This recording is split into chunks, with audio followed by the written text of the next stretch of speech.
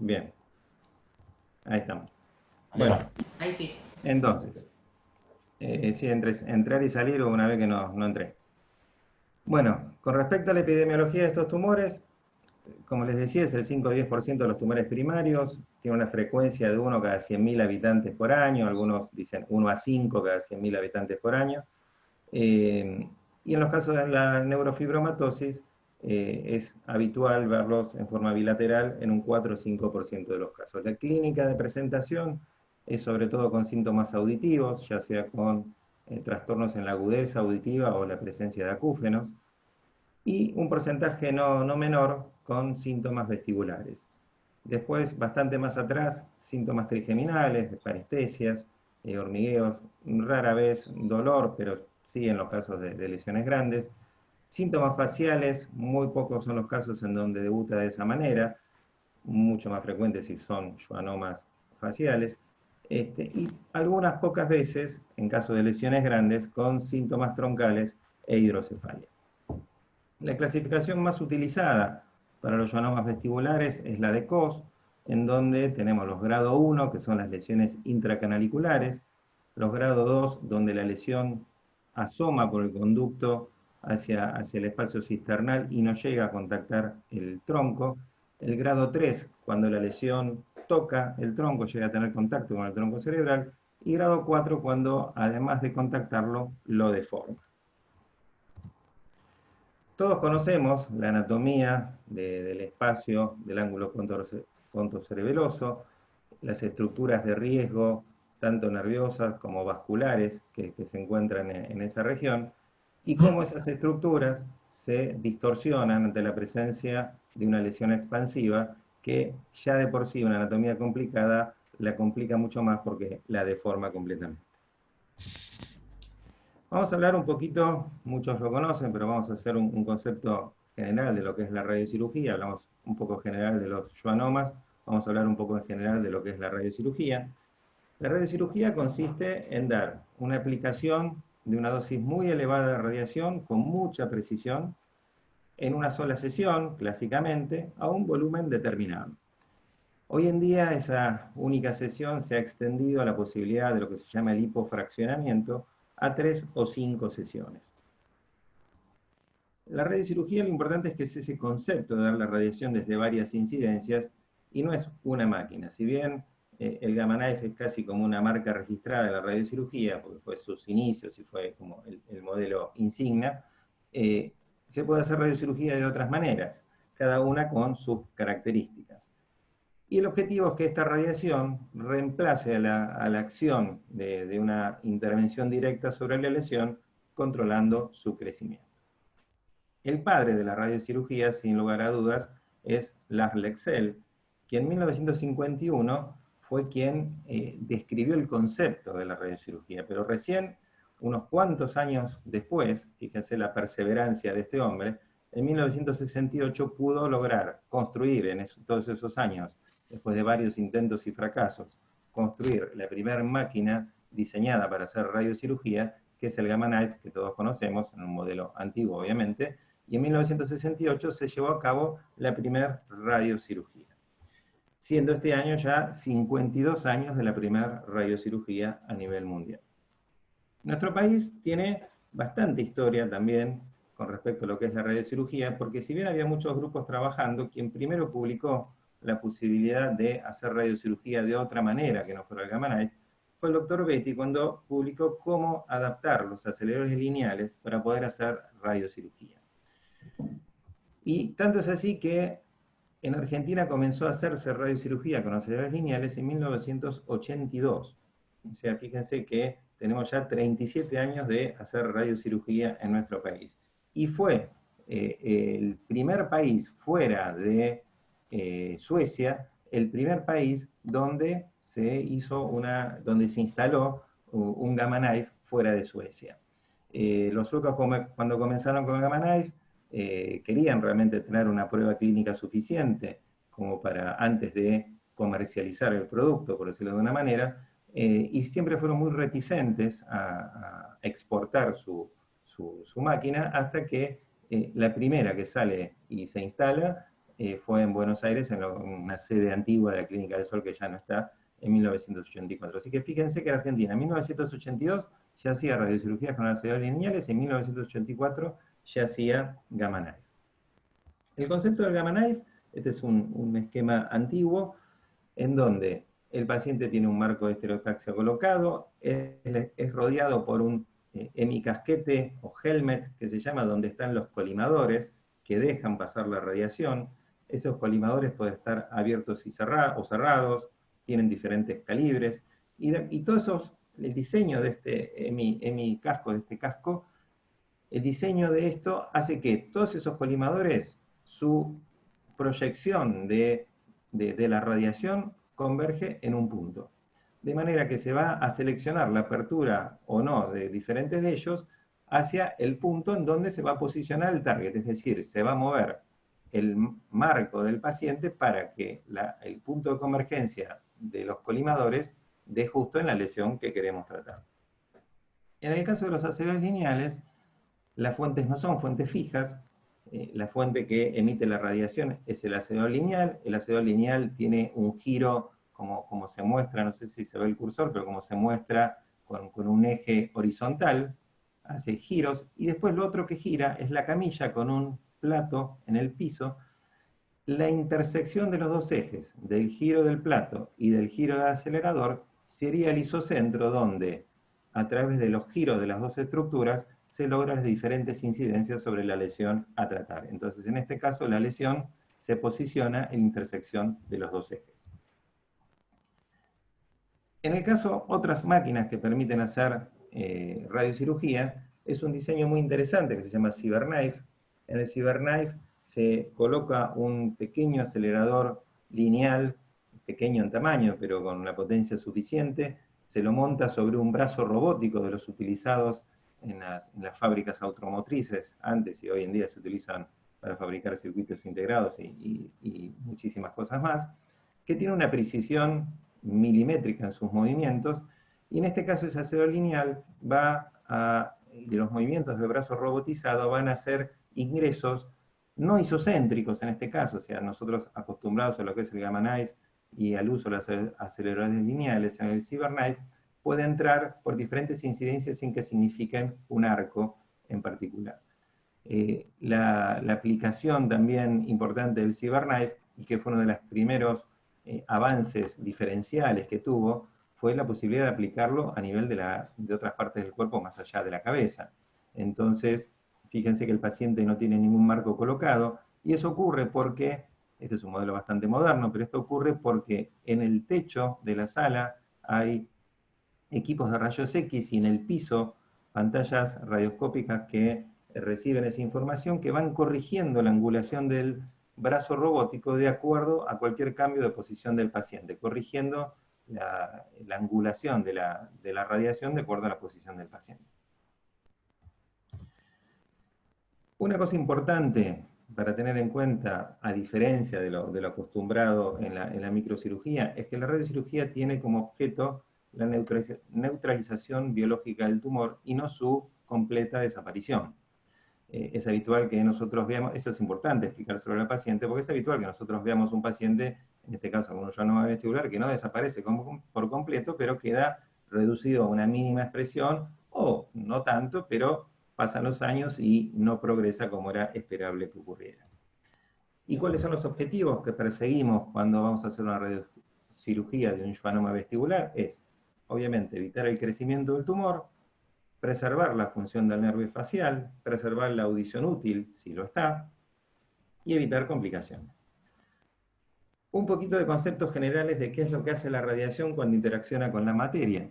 La radiación, al interaccionar con la materia, genera ionización y excitación sobre átomos y moléculas.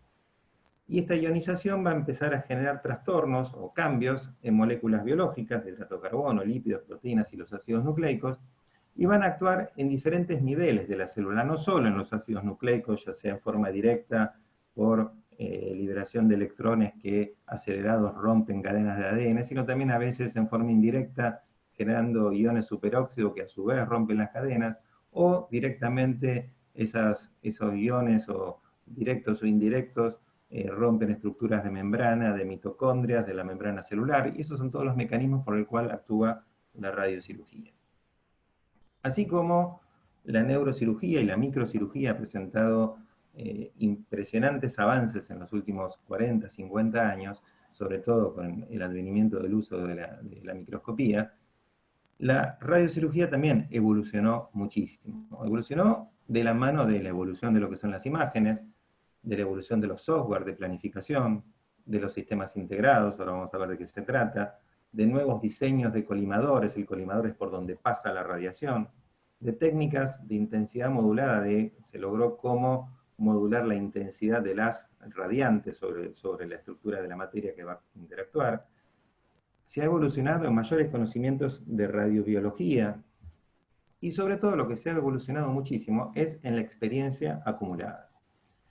No es lo mismo, esta imagen de la izquierda es una imagen de cuando hacíamos radiocirugía con el doctor Betti, con un marco de Talleyrand colocado, marcos recolocables. Ahora les cuento por qué eran marcos recolocables, y donde planificamos curvas de isodosis sobre una placa teleradiográfica tomada a 5 metros. No es lo mismo esa manera de planificar que planificar sobre una tomografía. Tengan en cuenta que la tomografía empezó en 1978, la radiocirugía empezó en 1968, o no es lo mismo tampoco planificar en una resonancia. Se utilizaban marcos recolocables porque en aquella época los software de planificación eran tan lentos que para calcular un solo blanco podía demorar 12 horas, con lo cual al paciente se le sacaba del marco, se le dejaban unas puntas colocadas y al día siguiente se podía colocar un marco con un diseño especial que permitía colocarlo de nuevo en la misma posición exacta. La incorporación de los sistemas integrados tiene el objeto de disminuir al máximo la posibilidad de error humano. Antes, acostumbrados se ingresaba al paciente, se hacía una ficha a mano, ese paciente que se le hacía una ficha a mano, se hacía la historia clínica, después cuando se planificaba la radiocirugía también era todo muy manual, se cargaban las incidencias, y era todo un paso de planilla en planilla. Los sistemas integrados hoy en día permiten centralizar en un server toda la información desde el ingreso del paciente, los estudios del paciente e incluso todas las órdenes que se le va a dar en la planificación y en la ejecución del tratamiento al equipo del tratamiento, sea Gamma Knife o el acelerador lineal. El desarrollo de nuevos colimadores sí fue muy importante en los aceleradores lineales. Los colimadores en el Gamma Knife no han cambiado, siguen siendo de corte cilíndrico, pero los colimadores en los aceleradores lineales presentaron un cambio muy importante cuando se agregaron lo que se llaman los colimadores micromultiláminas. En la imagen de la derecha se ve que el lugar por donde sale la radiación es un colimador compuesto de muchísimas micromultiláminas de tungsteno, cada una de ellas se mueve con un micromotor, y esas micromultiláminas se van moviendo de acuerdo a cómo se ve la lesión, de acuerdo a la incidencia del acelerador. Eso implica una coordinación rapidísima entre lo que es la imagen y el movimiento del acelerador, y esto lo que logran los aceleradores lineales es poder lograr un haz de radiación que tome la forma de la lesión de acuerdo a la incidencia del haz. Y eso logra que el plan de radiación sea bastante homogéneo dentro de la lesión, ya que no es una sumatoria de varios cilindros uno al lado de otro. Y así todos estos avances nos han permitido pasar de estos antiguos modelos de tratamientos radiantes, como el de la izquierda arriba, un acelerador lineal con el paciente acostado, o los diseños iniciales del Dr. Betti, con una silla que se movía en un arco, y donde el paciente iba cambiando la angulación y el acelerador giraba, o una silla giratoria con un acelerador que giraba en el otro sentido, o el Gamma Knife inicial del Dr. Laxell, a equipos mucho más sofisticados como el de la izquierda, que es un equipo que tiene no solo un acelerador lineal incorporado, sino también un tomógrafo que hace control en tiempo real de la lesión, o un CyberKnife como el que vimos antes, de unos modelos bastante avanzados, aceleradores lineales con control radioscópico y corrección en tiempo real, con máscaras, o el último modelo del Gamma Knife, que después vamos a ver un poquito más en detalle, que se llama Gamma Knife Icon, que tiene incorporado también un sistema de radioscopía rotacional que hace las veces de tomógrafo. Bueno, en definitiva, la mayor evolución, más allá de la evolución tecnológica, que sin lugar a dudas nos dio muchísimos recursos, es el aprendizaje sobre la práctica. A lo largo de estos años, se fue esta técnica al principio reservada para muy pocos que lo hacían de una manera artesanal y totalmente artística, digamos. Esa práctica se fue difundiendo mucho más, fue logrando mucha mayor aceptación y difusión. Eso logró mayor casuística de pacientes, conocer los resultados del tratamiento, conocer las complicaciones, por supuesto también, conocer los límites a raíz de las complicaciones. Eso fue llevando a ajustes en los rangos de dosis, empezar a considerar la posibilidad de fraccionamiento de la dosis, en algunos casos en donde dar la dosis en una sola sesión implicaba mucho riesgo de complicación, y en algunos casos se está estudiando la posibilidad de fraccionar los volúmenes, es decir, tratar blancos en diferentes etapas. La situación actual de la radiocirugía es que se ha transformado en una técnica mucho más fácil, mucho más segura, mucho más difundida y con una experiencia acumulada importante de 52 años de tratamiento, habiendo series de seguimiento de más de 20 años, cosa que es muy difícil muchas veces en lo que es la práctica quirúrgica, ya que el paciente suele o cambiar de residencia, controlarse en otros lugares. Generalmente en la radiocirugía el paciente es bastante cautivo y vuelve siempre a control. Toda esta experiencia nos permitió ir haciendo ajustes en los rangos de dosis y en los límites de la técnica y no tratar más de lo que tenemos que tratar. Un ejemplo, y sobre todo en el tema de hoy, en los ionomas vestibulares, de cómo fue evolucionando la técnica de la radiocirugía, es cómo los resultados que se tenían al principio con los gamma-knife de Suecia, donde se utilizaban dosis muchísimo más altas que las que se utilizan actualmente, entre 18 y 25 Grays, en donde en esa época se tenía un 86% de control de la lesión, pero con una incidencia de secuela o paresia facial de un 15% y un muy poco porcentaje de preservación de la audición. Se fue bajando las dosis, entre 12 y 15, y bueno, hoy en día estamos en 12, y hay trabajos de Pittsburgh, al principio con 15, que mostraban un 93% de control, bajando la dosis, lo contrario que uno pensaría, aumenta el control, y baja mucho con 15 un 8% de incidencia de paresia del séptimo par, y con 13 un 1%, con porcentajes de preservación de la audición muchísimo más altos en el caso de los pacientes que ya tenían preservada la audición previamente. Eso vale aclarar que no es que la radiocirugía mejore la audición, sino lo preserva, trata de preservar lo más posible en los casos de los pacientes que la tienen preservada. Y así la evolución de la radiocirugía, en el caso de los ionomas vestibulares, nos muestra que en el control tumoral se pasó del 86% al 99%, de la paresia facial de un 15 a un 1%, y preservación de la audición de un 28 a un 94%. Entonces, el planteo que nos hacemos ante un ionoma vestibular es qué hacer. Y el tema es, no podemos poner todos los ionomas vestibulares en la misma bolsa.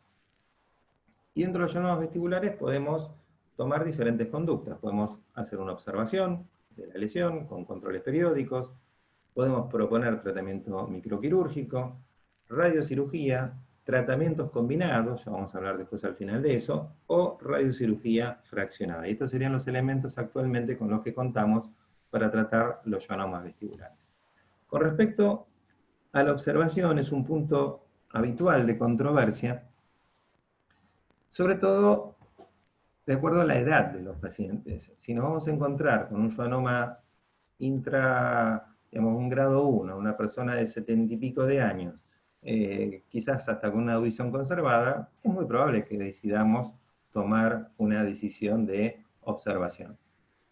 Pero en personas de edades más jóvenes hay bastantes trabajos que muestran que la conducta de esperar solo lleva a demorar el tratamiento porque los ionomas siempre crecen con diferente ritmo, pero siempre crecen. Y en este trabajo, por ejemplo, se muestra sobre una serie de 81 pacientes con la conducta expectante. El 74% de las lesiones progresaron y se las trató después con un volumen mayor, y en el caso de los pacientes que se trataron, solo un 3% tuvo progresión.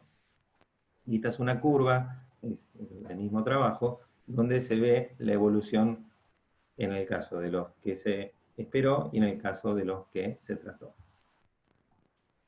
Esto tiene mucho que ver con la posibilidad de darle más chances al paciente de preservar su función auditiva.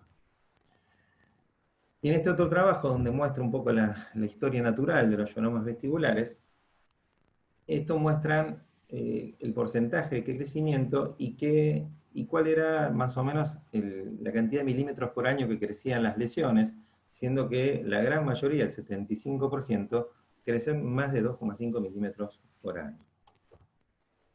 Bueno, sobre microcirugía hablo temas generales, no voy a meter en este tema porque estamos hablando de radiocirugía, pero es importante el concepto en la microcirugía de que lo ideal es la situación de tener un equipo multidisciplinario donde participe el otorrino especializado y el neurocirujano especializado también, que la cirugía se puede hacer con neuromonitoreo, que el equipo tenga experiencia.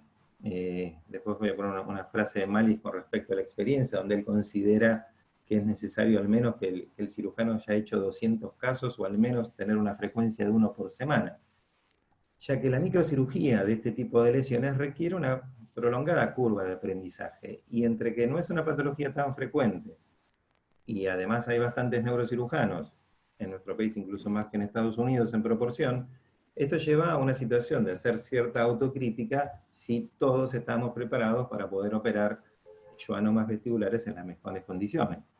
Las cifras de centros de referencia con respecto a la microcirugía dan una mortalidad muy baja, de 0,2%, una incidencia de fístula de 8,5%, complicaciones vasculares de un 1%, infecciones de un 3,8% y complicaciones neurológicas en general de un 8,6%.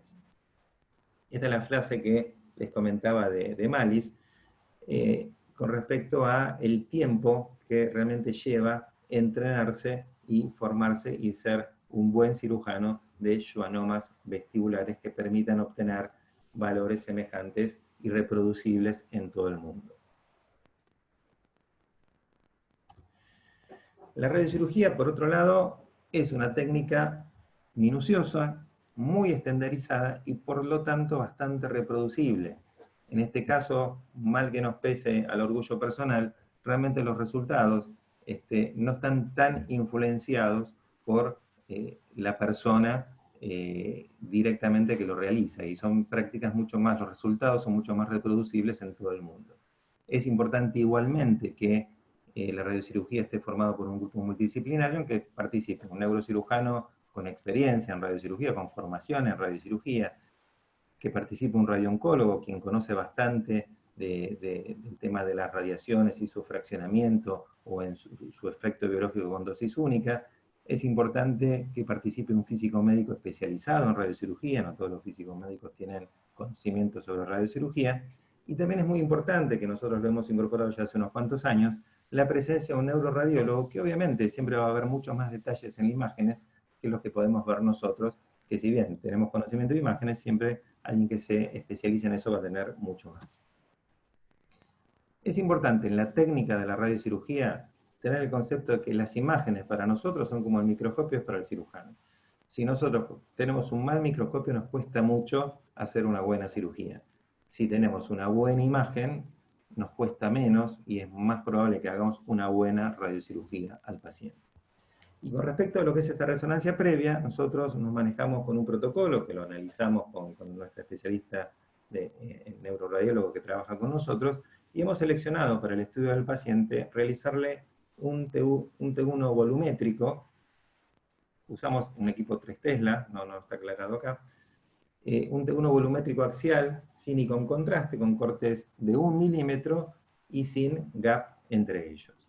También un T2 volumétrico axial, sin gap, con foco en el conducto auditivo interno, y un volumen fiesta, también centrado en el conducto auditivo interno. ¿Para qué estas secuencias? Con esta resonancia en un equipo 3 Tesla, esto tiene bastante zoom, por eso tiene no tanta definición, vemos en el T1, las imágenes de arriba, la lesión intracanalicular vista en el plano axial, coronal y sagital, y un volumen T2, en donde vemos una estructura que no la vemos en el T1, que es la cóclea. La cóclea es un órgano muy importante para tener en cuenta en la planificación del tratamiento radioquirúrgico, porque de la dosis que la cóclea reciba va a depender la mayor posibilidad o menor posibilidad de preservar la audición del paciente. Volvemos a la T1 con contraste, en donde ya dibujamos en el T2 la cóclea, y vemos el schwannoma vestibular intracanalicular, en este caso, apenas asomándose, sería un 1-2, por decirlo de una manera, y la estructura de la cóclea ahí cercana. Le colocamos un marco al paciente, hay otras técnicas que después vamos a ver con máscaras, pero la realidad es que en lesiones pequeñas lo ideal es el marco, porque es lo que menos posibilidad de desplazamiento o de error mecánico brinda, que es mucho menor al milímetro. Y con ese marco colocado le hacemos una tomografía. ¿Por qué le hacemos una tomografía? Porque todas las resonancias calibradas, como estén del mejor centro, del mejor lugar, todas las resonancias tienen cierta distorsión magnética, mayor o menor, pero en estos casos que estamos hablando de lesiones mínimas, en un caso de intracanalicular, esa mínima distorsión puede provocar que le demos al blanco o no le demos, o que le demos una parte del blanco o no. Con esta tomografía hacemos en el software de planificación lo que se llama el corregistro, en donde se adapta la resonancia a esa imagen tomográfica que es perfecta en lo que refiere a las dimensiones. Y acá tenemos una imagen superpuesta, quizás no se note demasiado, pero esta imagen está superpuesta, una resonancia y una tomografía. Y en la tomografía se ve bastante más detalle de lo que es la estructura ósea. Vemos en la estructura ósea el lugar donde está alojada la cóclea, que ya la teníamos dibujada en el T2, fíjense que estamos utilizando T2, T1 y tomografía, y vemos a la lesión dibujada, se ve muy tenue, pero se ve dibujada con una línea fucsia, los límites de la lesión. Es fundamental la tomografía porque hay mucha incidencia por deformación en el resonador de mismatch con lo que es en el plano Z. Fíjense en la imagen del centro, que es quizás donde mejor se ve, cómo esta pequeña diferencia de 2 milímetros hace que estemos tratando la mitad del tumor. La tomografía permite corregir y ver esa desviación. Lo mismo en el plano I. La planificación puede estar corrida un poco más adelante, un poco más para atrás, y eso puede determinar que la cóclea, por ejemplo, si está corrida más para adelante, recibe una dosis mucho mayor de la que nosotros creemos que va a recibir. Entonces, ya una vez hecha este corregistro de imágenes, estando seguro que hay un correcto corregistro entre la tomografía y la resonancia, y estamos en condiciones de empezar a planificar por dónde va a entrar la radiación y cómo le vamos a entregar la radiación a esta lesión para lograr la mejor conformación posible, que es que esa dosis se ajuste al máximo a la lesión y que no exceda y se irradien estructuras que no tienen que irradiarse, y que sea lo más selectiva y que tenga un buen gradiente en el sentido que la dosis sea lo mínima posible en los tejidos sanos que rodean. Todo esto está bastante limitado de acuerdo al tamaño de la lesión, y ahí es donde empiezan los límites de esta técnica de radiocirugía. Si nosotros, como vemos hacia la izquierda del gráfico, tratamos un volumen pequeño, la dosis de radiación decae bastante abruptamente, con lo cual nos permite dejar afuera el órgano de riesgo, acá OR, órgano de riesgo, nos permite mantenerlo afuera de esa dosis terapéutica. Si la lesión es bastante más grande, por características físicas la radiación cae mucho más abierta y entonces estaría envuelta en esa misma dosis que tiene la lesión las estructuras de riesgo. Acá es donde surge la posibilidad de considerar fraccionar la dosis en más de una sesión o hacerle un tratamiento microquirúrgico para reducir el tamaño de la lesión y llevarlo a un tamaño en donde podemos hacer una radiocirugía y proteger los órganos de riesgo. Es importante en la planificación, como les decía, haber identificado bien la cóclea, porque de identificar bien la cóclea y ponerle su límite de dosis que no exceda los 4,2 grays, como bien muestra estos trabajos, es que tenemos mucha más chance de poder preservar la audición al paciente que ya la tiene preservada.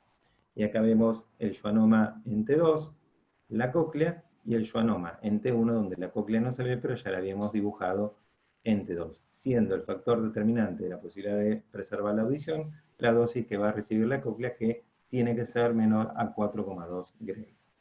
Tengan en cuenta que la dosis que le damos a la lesión que estamos utilizando hoy en día es de 12 grays en la periferia de la lesión. Y ahora viene la eterna discusión si es lo mismo hacer radiocirugía con un Gamma Knife, hacer con aceleradores lineales, con CyberKnife o lo que fuera.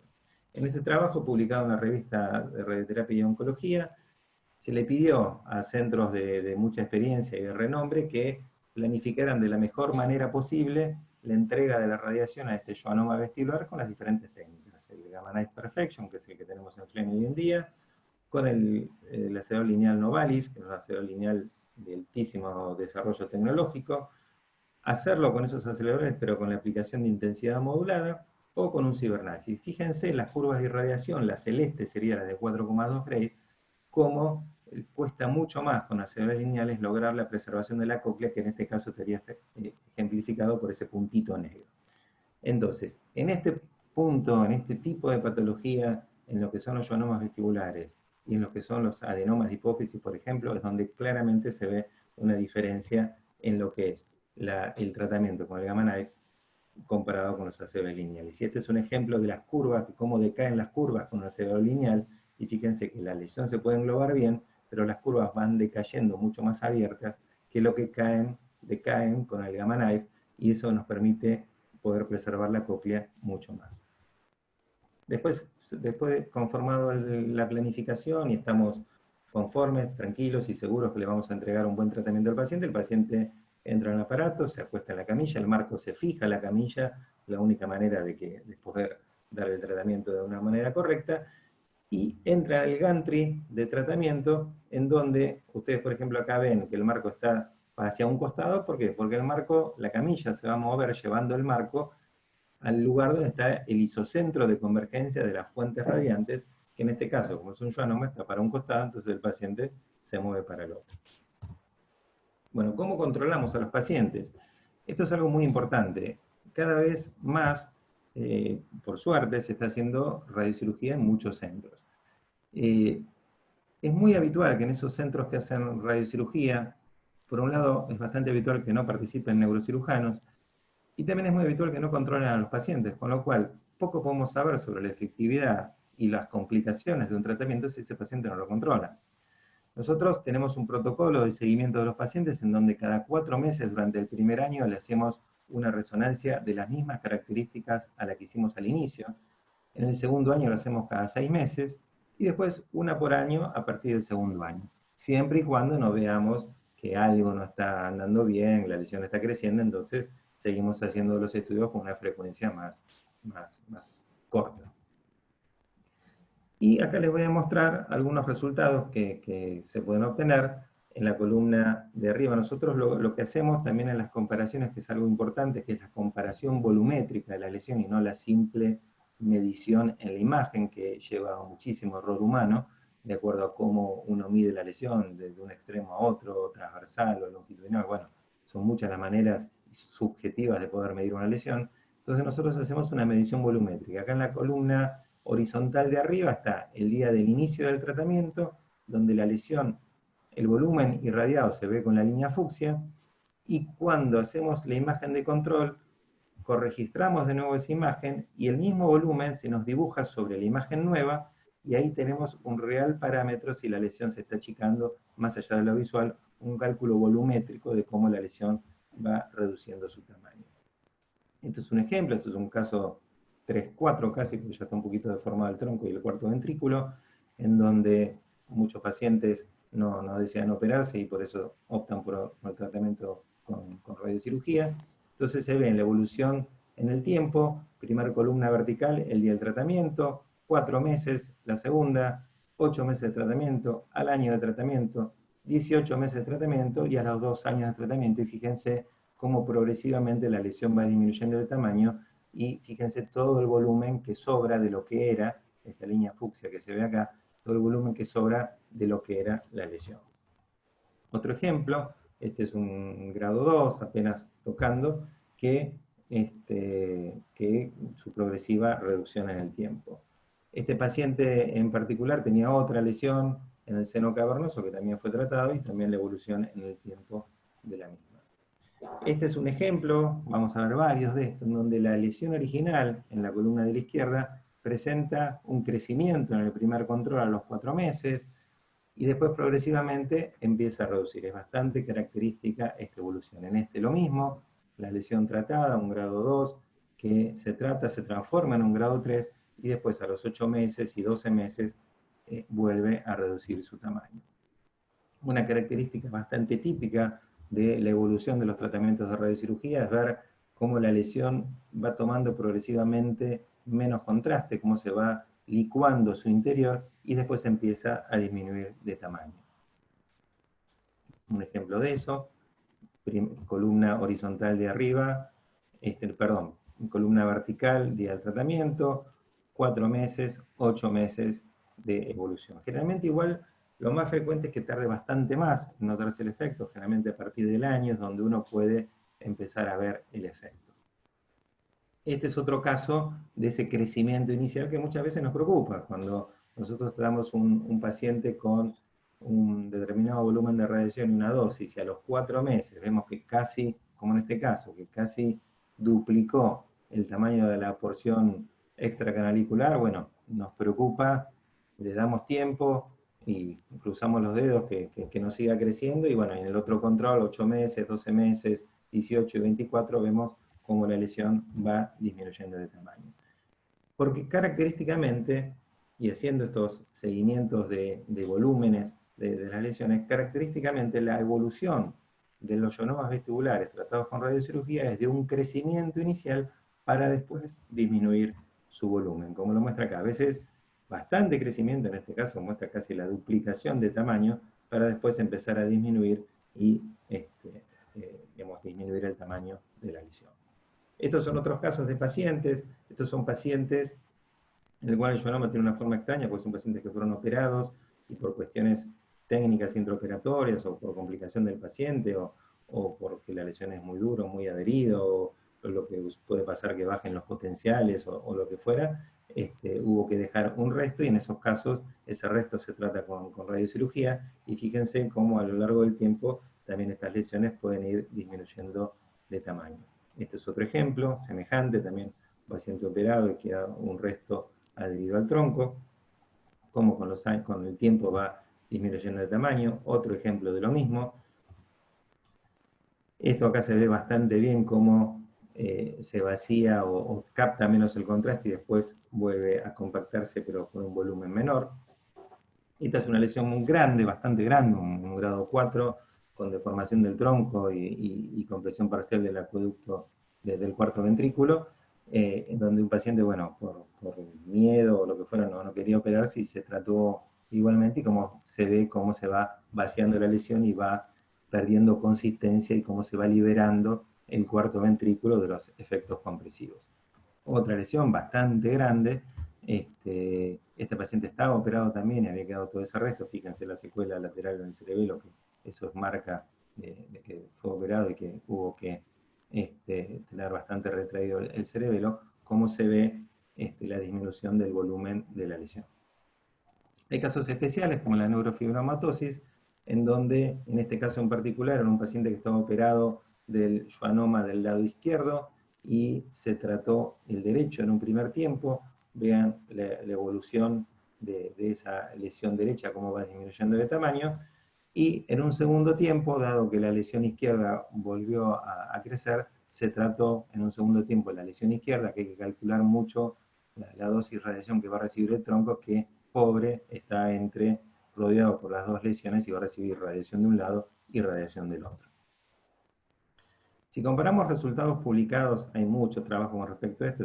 Este es uno muy, muy grande, pero que ya tiene unos cuantos años, pues del 2002, y todas estas cifras han mejorado tanto para lo que es la cirugía como para la radiocirugía. El porcentaje de paresia facial comparados de uno y otros, la hospitalización obviamente es mucho menos para la cirugía, está en términos de 5 o 7 días, la radiocirugía es ambulatoria, y otros valores que, bueno, se necesitaría un trabajo más actual porque seguramente mejoraron para los dos casos. También tenemos fracasos, no todos los pacientes responden bien a la radiocirugía, hay un porcentaje no muy alto, pero un porcentaje de un 8 o 9% de los pacientes en donde la lesión, a pesar de haber hecho un buen tratamiento estandarizado con los controles, con las dosis, con todo perfecto, la lesión sigue creciendo. Y generalmente uno tiene que, de acuerdo a la clínica del paciente, tomar la decisión de cuándo es el mejor momento para derivarlo a un tratamiento microquirúrgico o la posibilidad de un retratamiento con Gamma Knife. Y dentro de lo que son los retratamientos, es una práctica que se realiza, sobre todo en los pacientes añosos o que tienen complicaciones clínicas o no quieren operarse bajo ningún punto de vista, en donde pueden retratarse y generalmente en esos retratamientos se utiliza la misma dosis que se utilizó previamente. Nunca estos retratamientos se hacen antes del tercer año del primero, y es importante aclarar que en estos retratamientos la incidencia de neuropatía facial vuelve a subir y pasa del 1% a un 12-15% en algunas series. La radiocirugía tampoco está libre de complicaciones agudas, no es que la radiocirugía tiene cero riesgo de complicación. Hay mucho trabajo también que describen como cosas, complicaciones esporádicas, déficits agudos de la audición, y como cosas bastante más frecuentes, algunos síntomas de inestabilidad, vértigo, que generalmente la mayor parte de los pacientes ceden en los primeros 6 meses. Las complicaciones tardías también se pueden ver. Con el tiempo puede verse que el paciente vaya adquiriendo cierta hipoestesia facial, cierta inestabilidad, hidrocefalia, un 6% de incidencia de hidrocefalia. Se cree que la necrosis del tumor liberaría ciertas proteínas al líquido cefalorraquídeo que taparía las vellosidades aracnoideas, y eso provocaría una hidrocefalia de tipo comunicante, debilidad facial con una incidencia baja y espasmo facial también bastante más bajo. Con respecto a la cirugía de los pacientes a los cuales se le hizo radiocirugía sobre el schwannoma y no tuvo un buen resultado y decidimos derivar en forma conjunta, de decisión compartida con los cirujanos a un tratamiento quirúrgico, es controvertido el tema si la radiocirugía previa genera mucha más dificultad microquirúrgica.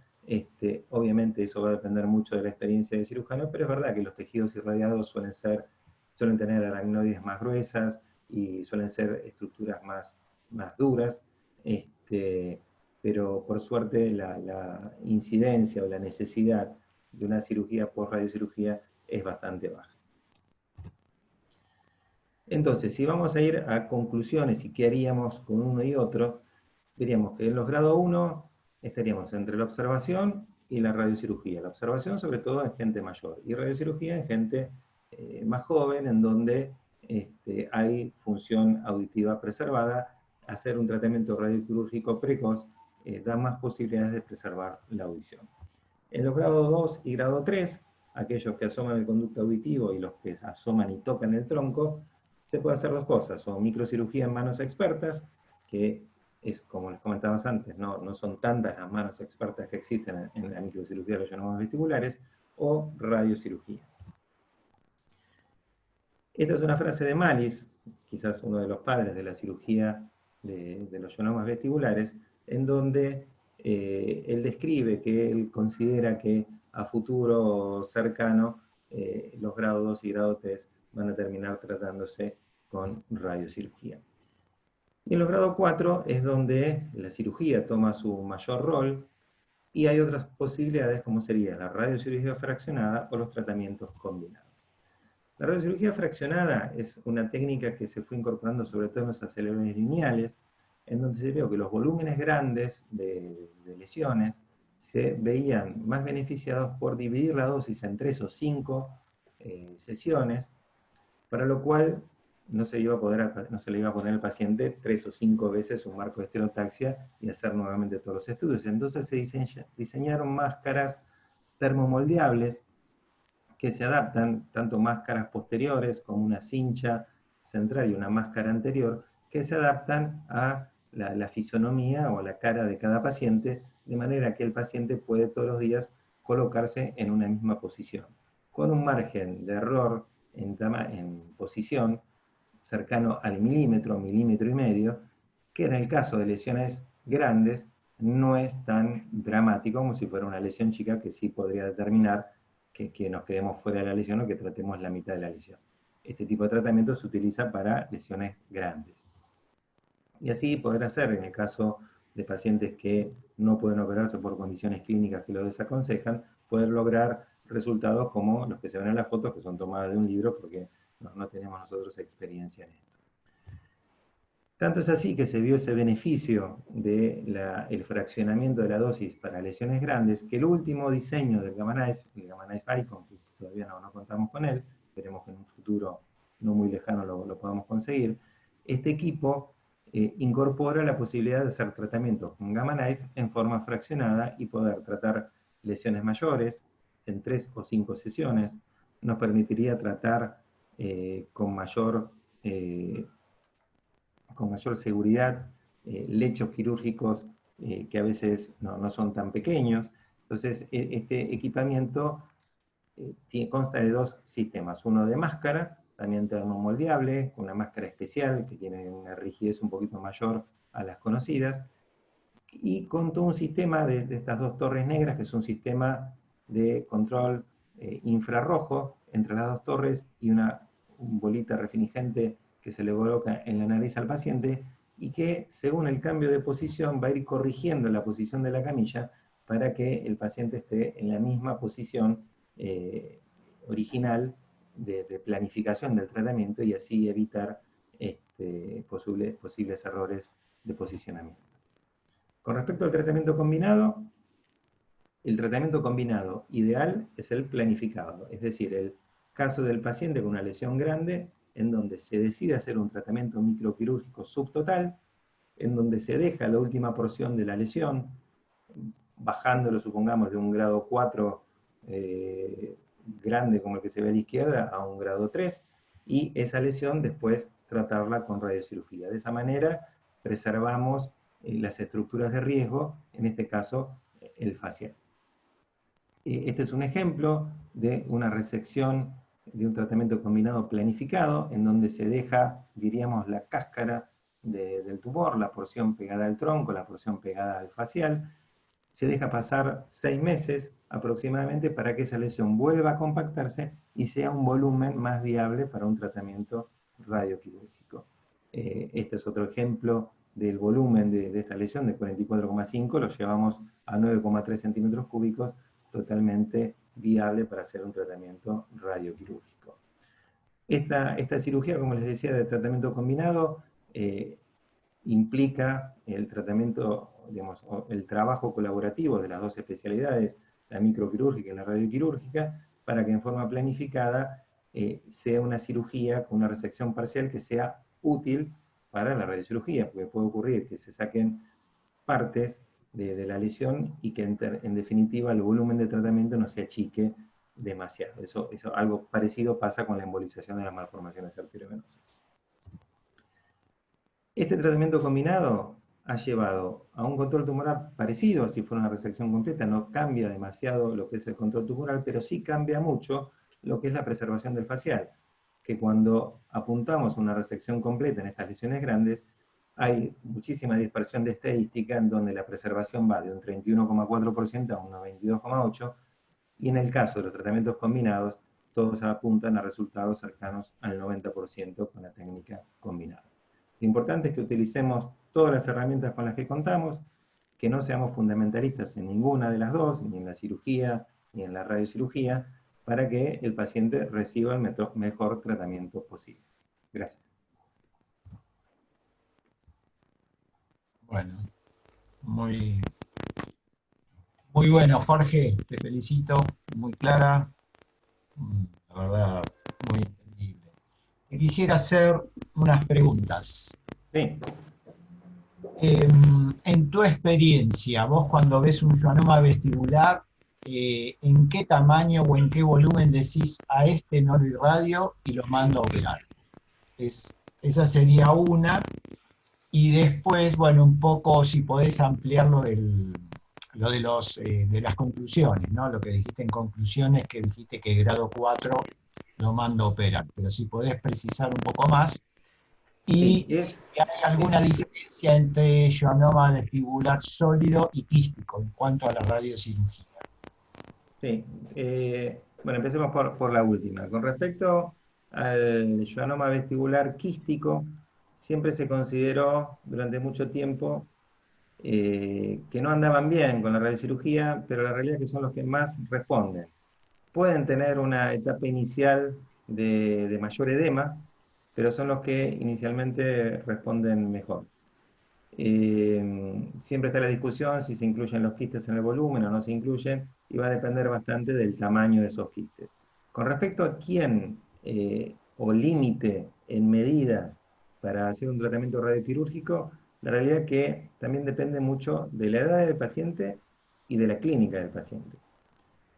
Muchas veces nos encontramos con una lesión de más de 3 centímetros, que uno diría, bueno, no sería un buen candidato para un tratamiento radioquirúrgico, y nos encontramos con una paciente de 70, casi 80 años, 70 y pico de años, con cierta deformación troncal, con no tanta clínica, y en esa paciente quizás le damos la chance de hacer un tratamiento radioquirúrgico, no en una persona joven, en donde uno ya lo llevaría o a un tratamiento microquirúrgico o a un tratamiento combinado, eso consensuado con el equipo quirúrgico de qué es lo que prefiere hacer. Muchas veces nos pasa de la decisión difícil de esos pacientes que no responden bien a la radiocirugía, y uno ve que la lesión va creciendo, va creciendo, va creciendo, y uno sabe que algunos pacientes, después del año y medio, 2 años, empieza a disminuir el tamaño. Hay algunos casos en donde crece durante 3 años y después empieza a disminuir. El tema es tener la tranquilidad y la paciencia de esperarlo o derivarlo para la cirugía, y eso va a depender mucho de la clínica que tiene el paciente. Si el paciente va llevando la lesión sin agregar síntomas, y uno lo puede ir esperando y no precipitarse en un tratamiento quirúrgico. Ok, bárbaro, gracias. ¿Alguien más? Puedo hacer dos preguntas en realidad, que tienen que ver con los schwannomas vestibulares en neurofibromatosis tipo 2. Los oncólogos siempre tenemos mucho temor en irradiar los pacientes que tienen neurofibromatosis, tanto tipo 1 como tipo 2. ¿Hay alguna estadística que diga que en los pacientes que tienen neurofibromatosis tipo 2 existe la posibilidad de malignización del tumor por la radioterapia de algún tipo, la radiocirugía o la que fuera? Yo la verdad que no he leído nada, pero existe la posibilidad, supongo yo. No, cosas publicadas como malignización de la propia lesión, no. Lo que sí está descrito, pero con radioterapia, no con radiocirugía, es la aparición de mayor incidencia de meningiomas en la curva de dosis de los 8 Grays, pero en los casos de pacientes tratados con radioterapia, de otras lesiones, a lo mejor una radioterapia de una hipófisis o lo que fuera, ¿no? Pero igualmente son todos como casos anecdóticos publicados, pero no como una cosa. Y de hecho la respuesta de los neurofibromas, en el caso de la neurofibromatosis, es igual que los schwannomas clásicos. O sea, no es que se ve mayor o menor respuesta, se usa la misma dosis y la respuesta es igual. Y la otra pregunta es, usted dijo que es mejor tratar los que son grado 1 o grado 2 antes de que se hagan más grandes.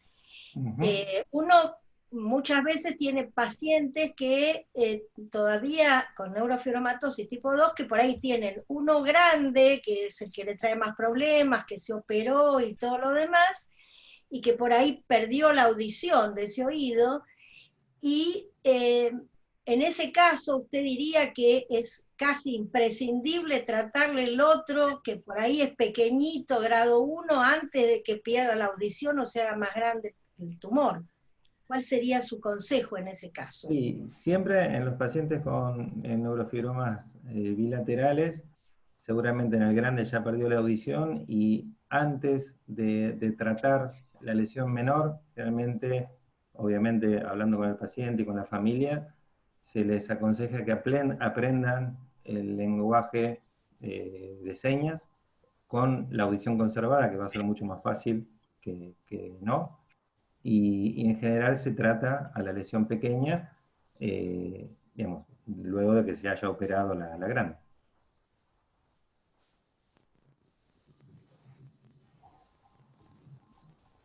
Bueno, dale, Daniel. Dale. Jorge, un placer escucharte y que trabajes, y junto con Mariana un placer tenerlos, así que realmente gracias. Gracias. Los que nosotros nos formamos en la Hauser Clinic, inicialmente porque nuestros maestros están acá presentes, Diamante y Salvat, y hemos rotado varias veces. Los lineamientos allá son los que te voy a decir, pero siempre son lineamientos, así que me gustaría compartirlos. ¿Qué no irradian allá? ¿Qué no mandan a Gamma Knife? Está bien, es una escuela de excelencia por el N. Los quísticos, que vos ya dijiste que no es así. Las neurofibromatosis, que vos ya dijiste que no es así. Y en esto sí, son 2 experiencias personales de pacientes que hemos irradiado. Los pacientes que consultan por el tamaño de tumor que sea y tiene intensa sintomatología vestibular, lo que llaman drop attack, no vértigo, es el paciente que ¡pum! Cayó, que sintió que lo empujaron. Antes se lo llamaba catástrofe otolítica de tumorking, ahora drop attack. Esos pacientes, yo recuerdo 2 que la irradiación, nosotros mandamos a ustedes a Gamma Knife, no es demasiado buen resultado, por eso en esos sí coincido con lo que dice House.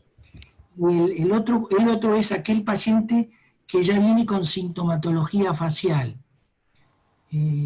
Mariana se debe acordar de algún caso que post-radiación empeoran. O sea que estos 4 lineamientos me permitís corregir 2. Y la segunda pregunta, que es más que una pregunta, me tocó estar en una mesa redonda en el Congreso Brasilero con gente con mucho N de San Pablo y con un colombiano de la Universidad de Vanderbilt, con mucho N. Y yo le pregunté en la mesa si habían visto malignización de schwannomas. Yo nunca lo vi, pero el doctor Alejandro Rivas habló de que tienen 6 casos, y yo me digo, bueno, eso es por radioterapia. Me dice, no, lo tuvimos con acelerador lineal, y le pregunté, ¿dónde lo publicaron? En la mesa redonda, ¿dónde está publicado? Yo lo conozco y es un tipo serio. Y la respuesta es, no nos tomaron el paper en ningún lado. 6 de los cuales había de tal cosa, y es una... entonces, la pregunta es a todos los colegas neurocirujanos y al maestro Salvat, ¿les tocó operar algún tumor que haya crecido después de radiación, que tenga en la histología estirpe de malignización?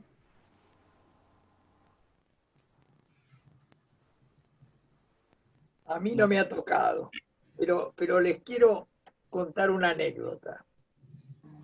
Una de las veces que fuimos a visitarlo a Sami con Diamante, los 2, y pasamos un tiempo allá, viendo cómo hacían las cosas, se presentó un caso excepcional, que era un médico neurofisiólogo de Múnich, que tenía un neurinoma bilateral y había sido operado en Múnich del lado derecho y, por supuesto, había perdido la audición y tenía un toque de facial. Y entonces estaba perdiendo la audición del oído izquierdo.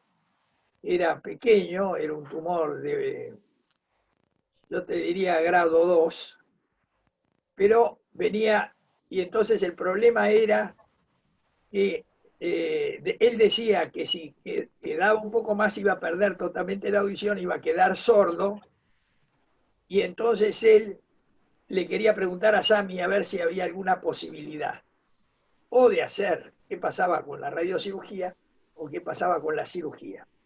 Y me tocó estar en la cirugía esa, en que el tipo, Sami, decidió operarlo y correr el riesgo y mantenerle la audición, porque era un neurofisiólogo muy importante que si quedaba sordo, quedaba fuera de... Y la cuestión que tuvo suerte y le pudo mantener la audición. Este es un caso que yo no recuerdo haber escuchado nada parecido, pero nos tocó con Diamante presenciarlo. Así que a veces la maestría en la cirugía permite hacer cosas especiales. Hay una estadística que a mí me gustaría compartir, que es muy seria, que es de Dinamarca. En Dinamarca se estudian mucho las historias naturales de las enfermedades.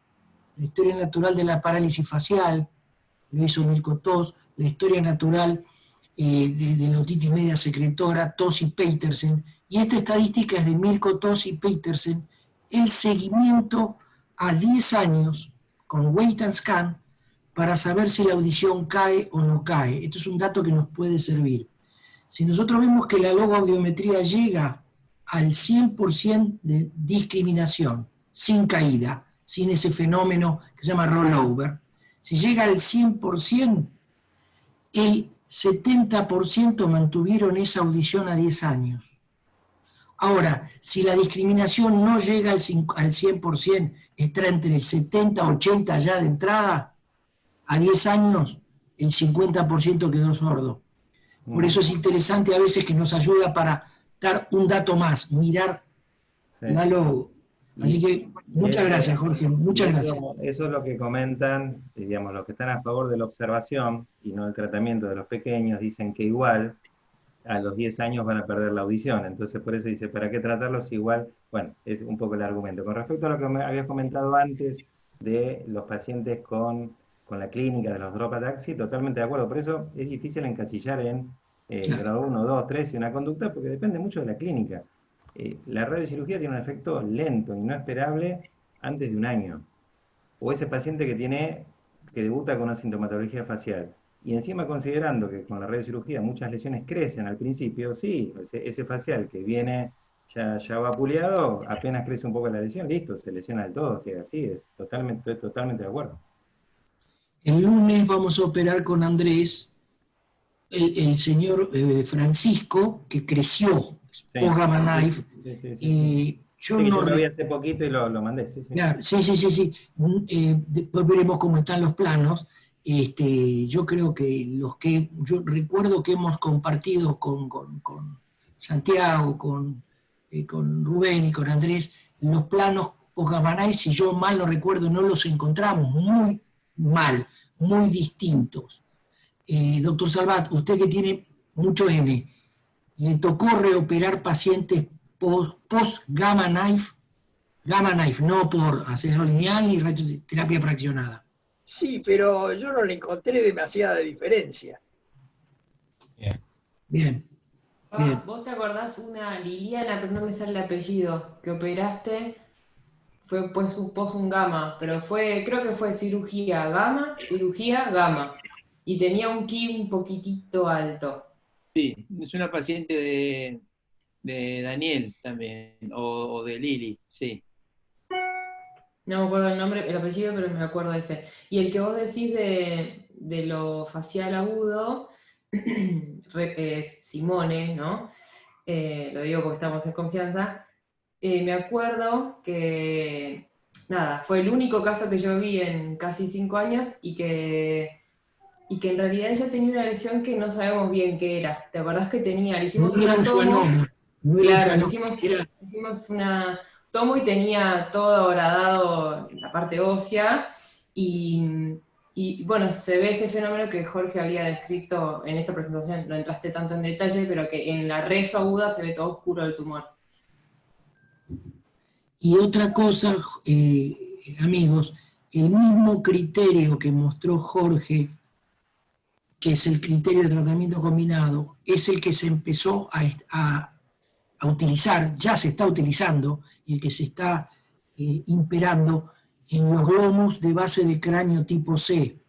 Sacar todo el componente de la mastoides, sacar la vena yugular, si hay algún componente intracerebral, sacarlo, pero donde está en contacto con los nervios mixtos, se deja para Gamma Knife. Porque los pares craneanos, cuando los perdemos, es una catástrofe. Así que este tratamiento combinado se está universalizando también en los globus, inclusive, ¿no? ¿Puedo preguntar una cosa de Glomus? Sí, claro. Sí, dale. O sea, lo que yo leí en Glomus es que el Gamma Knife se puede utilizar hasta tumores de tamaño de 4 centímetros. ¿Ustedes saben si es el tamaño definitorio o puede ser más grande? No sé, es lo que yo he leído. Sí, es un poco el límite de casi todas las lesiones. Ok, ¿no? para Glomus también. Claro, y ahí es donde se empieza a hablar de la posibilidad de fraccionamiento de la dosis, en 3 o 5 sesiones que permiten una mayor tolerancia de la radiación y le da la posibilidad al tejido sano de recuperarse entre fracción y fracción, y ahí es donde interviene el tema de las máscaras y todo eso. Y en otros trabajos también refieren primero a hacer algún tipo de embolización y después gamma knife, sí, o nosotros la directamente. embolización lo consideramos más como tratamiento prequirúrgico, no tanto Ok, no pre-radioquirúrgico. tanto pre-radiación. Ok, Claro, claro. bárbaro. Gracias. Porque nos puede llevar a la mala, o sea, sobre todo, porque siempre la discusión después surge, bueno, ¿cuánto tiempo después de la embolización le hacemos la radiocirugía? Claro. ¿Cuánto tiempo hay que dejar pasar? Porque todos sabemos que, sobre todo en el glomus, que vuelve a revascularizar lo embolizado y demás.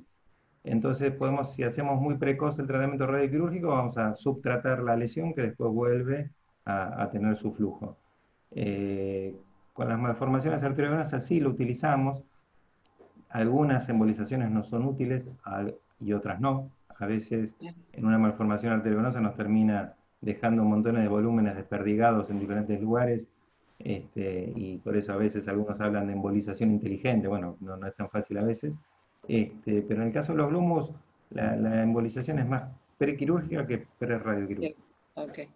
Nosotros tenemos con Rubén un paciente que es paraíso, no sé si lo has visto ya, Agustín, que es un tumor de pares bajos, que lo operamos 2 veces por el componente dentro de fosa posterior, y hasta ahora con Gamma Knife está estable, ¿no? Lleva como 3, 4 años con todos los problemas que tiene, ¿no? No sé si lo has visto ya.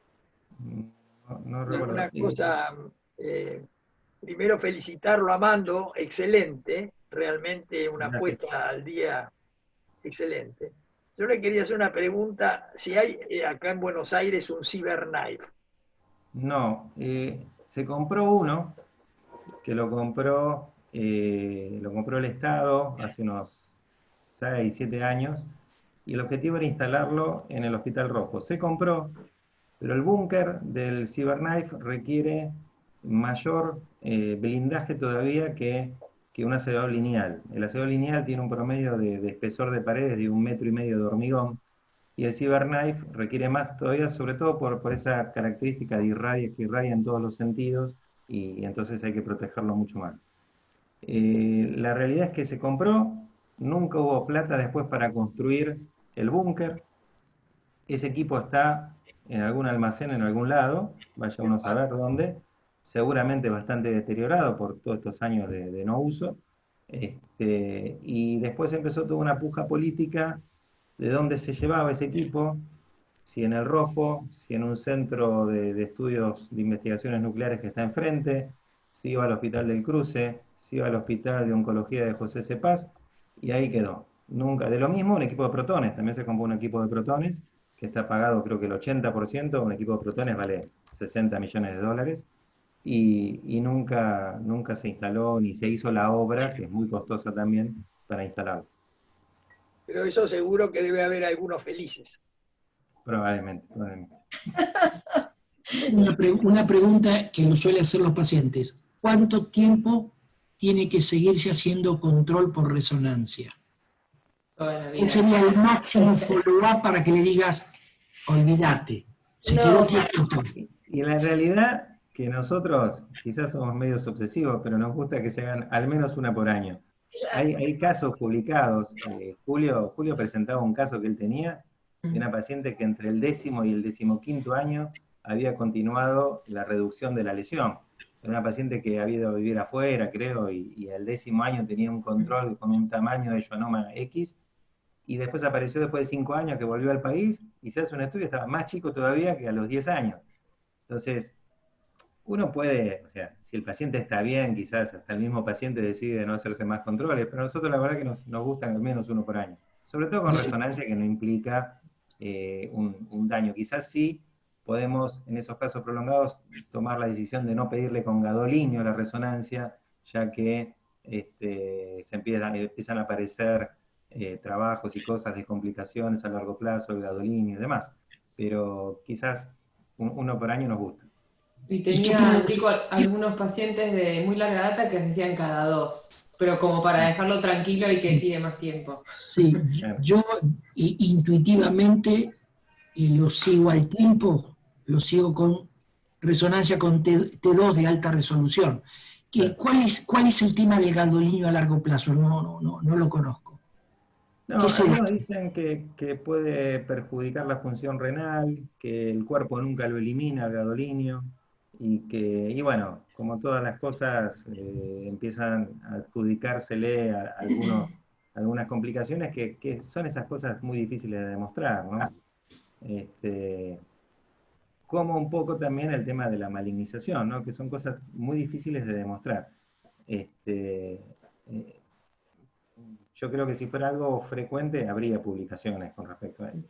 Creo que lo del gadolinio se ve más, que me corrija la doctora Díaz, pero que se ve bastante en los NF2 que hacen rezos desde muy chicos, bueno, y muy a largo plazo. Tiene que ver también con el gadolinio que se usa, o sea, no todos los gadolinios son iguales, los más modernos traen menos acumulación en los ganglios basales que los que tienen los más modernos, o sea, que hay que ver qué gadolinio le dan al paciente también, esto es importante. Más que la función renal, que en general la función renal se deteriora en aquellos pacientes que ya tienen deterioro previo, es raro que se deteriore por el gadolinio.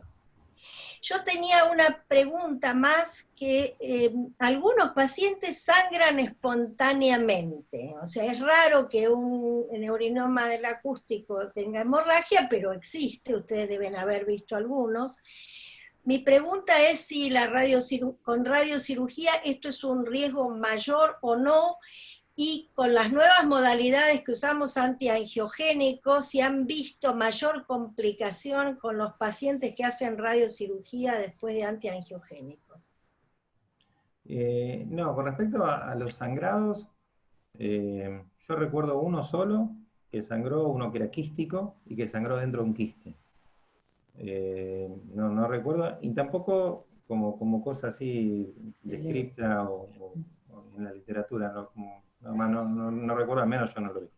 Y con respecto a los antiangiogénicos, sí vemos que cambia la respuesta con respecto a otro tipo de lesiones, sobre todo secundarismo, pero no tanto con los schwannomas. Claro, lo que pasa es que puede ser que a los schwannomas todavía le damos menos antiangiogénicos, pero cada vez tenemos más pacientes y el tamaño mucho no se modifica con el antiangiogénico, así que muchos pacientes algún tratamiento van a tener que hacer después de los antiangiogénicos o junto con, por el tamaño, porque lo que mejor funciona es la audición, pero el tamaño, la verdad que mucho no se achica el tumor. Entonces, eso es algo que por ahí en el futuro vamos a tener que mirar, si no tienen después de la radiocirugía más hemorragia o más complicaciones. Sí. Quisiera hacer una pregunta, Jorge. Bueno, si tuvieras que elegir, o sea, tenés que irradiar, no sé, a un conocido, un familiar, no importa, y le tenés que recomendar un método entre Gamma Knife, ponerle el Icon, o el mejor equipo de acelerador lineal, ¿por cuál te volcás o elegís? Si es un schwannoma vestibular o un adenoma de hipófisis, sin duda Gamma Knife. Schwannoma vestibular. Gamma Knife. Más que nada por la caída de las dosis, lo que demostraba en ese gráfico de cómo caen mucho más abruptamente las curvas de isodosis y que es mucho más fácil preservar la cóclea de una dosis que la perjudique. Con los aceleradores lineales es muy difícil lograr eso, es muy difícil. En unas metástasis cerebrales la verdad que no se nota tanto la diferencia, el efecto radiológico es casi el mismo y no se nota tanto. Sí podría notarse quizás un paciente con múltiples metástasis cerebrales, también en las metástasis cerebrales la curva de isodosis decae más amplia con el acelerador lineal. Y si son muchas, esa sumatoria de dosis más amplias terminan afectando el cerebro sano. Pero en metástasis así, poca cantidad de metástasis y no volúmenes más grandes, yo no noto mayor diferencia, pero en adenomas de hipófisis y schwannomas sí veo diferencia. pero en cuanto a lo que es la efectividad a largo plazo, es decir, reducción tumoral, probabilidad de lesión de facial y preservación de audición, seguís manteniendo Gamma Knife. Son semejantes. La verdad que con respecto a eso, los trabajos publicados hablan de resultados similares. Con respecto a lo que es control tumoral y preservación de facial. No tanto la audición, por esto que te comentaba de la dosis de la cóclea. El facial, salvo que sea una situación como esta que comentaba Daniel, de un paciente que ya debuta con sintomatología facial, los pares craneanos tienen una tolerancia de 40 Grays de dosis, y la que utilizamos son 12 Grays, con lo cual nos queda bastante margen de dosis sobre la lesión. Pero ese nervio facial, si ya está manifestando clínica, yo les comentaba que la mayor parte de las veces las lesiones crecen al principio, y bueno, ese crecimiento lo puede terminar de liquidar. Ok. Yo tengo una pregunta para el doctor Alfiero y Tiberti y Liliana. Vieron que siempre hablan de las implantes cocleares, y obviamente los nervios, los pares craneanos se lesionan, digamos. El implante coclear, con que solo conserves la cóclea, funciona, solo con la cóclea. Ah, bien. Esa era mi pregunta, para que me desburren. Pero que responda Lili, que está ahí debajo del marrón.